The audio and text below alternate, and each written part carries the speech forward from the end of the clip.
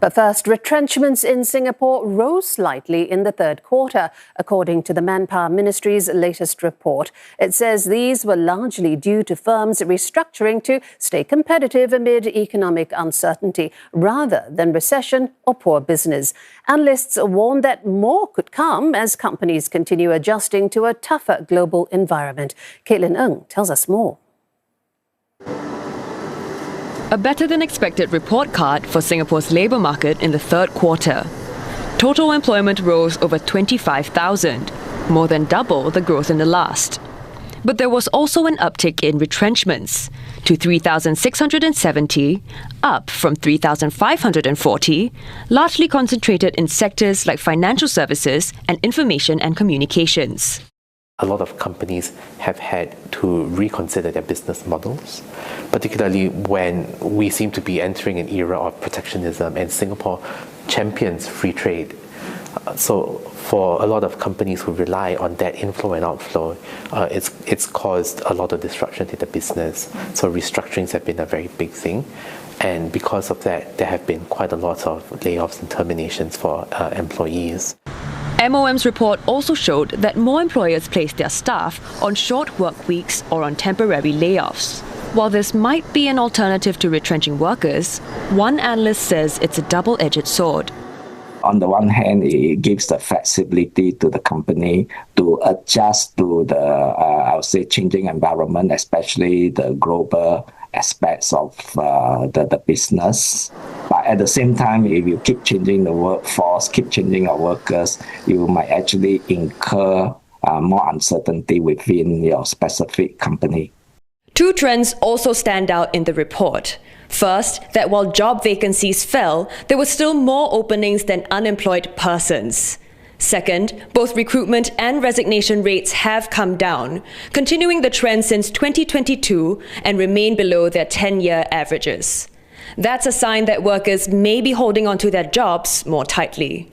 At the broader level, it means that we may not be able to be more efficient if there's no mobility. So in other words, the job matching, the job fit, the best people to do the best job may not be there because there's no mechanism for efficient movement of labor where they can be more productive. He says this cautious approach is likely to continue, especially as the labour market could moderate on the back of global uncertainties next year. Well, let's stay on that story and get more analysis. We're joined by Associate Professor Ong Ee Cheng from the Department of Economics at the National University of Singapore. Professor, welcome. Now, we hear at the end of that package some words of caution about the economic headwinds in 2026. What indicators are you watching most closely? Right. So I think we have a lot of uncertainty about what's going to happen. So inflation rates would be one thing. And of course, the Trump tariffs, it might blow one way and then the other the next month. So that obviously also layers onto the uncertainty. Geopolitical conflicts, right? Another big sign. But in terms of the labor market indicators, it's sort of puzzling because on the one hand, we have fairly low unemployment rates.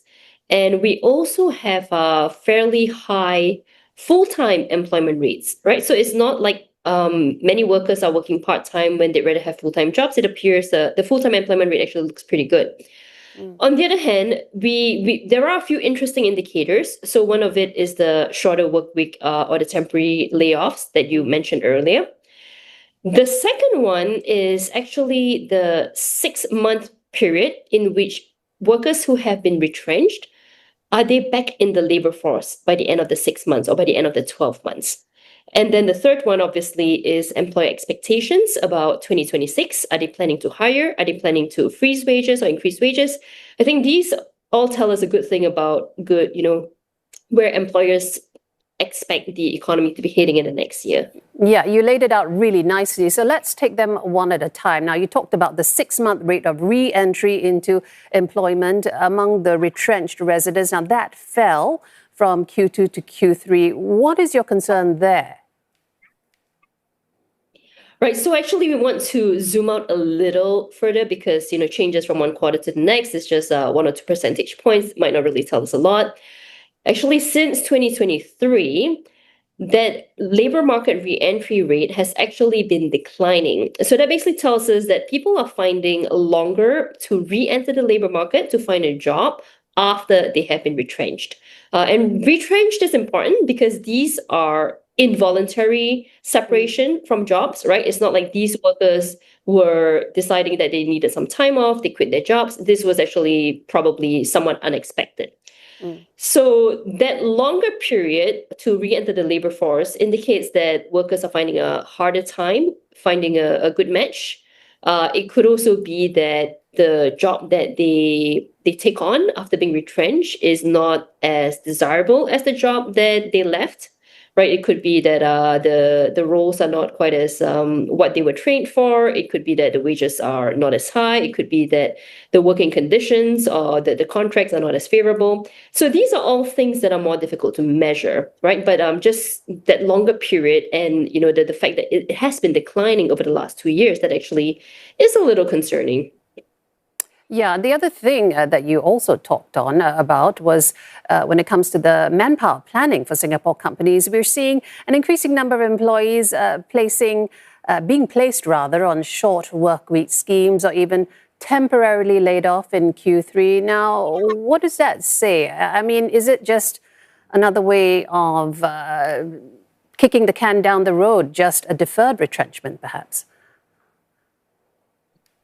It is possible. I think it also depends on the industry, whether it's a seasonal thing, which they sort of expect. And if workers have gone through this before, then they're willing to say, okay, it's a slow season. I'd rather maybe have a shorter work week than to be laid off outright. On the other hand, it is very possible that there may be harder decisions to be made further down the road, especially if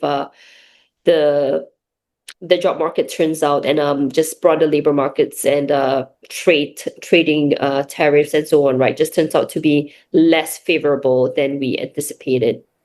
Interesting. Do you foresee sharper corrections in employment come 2026? Because our viewers will be very interested in your expectations, particularly when it comes to hiring and wage growth.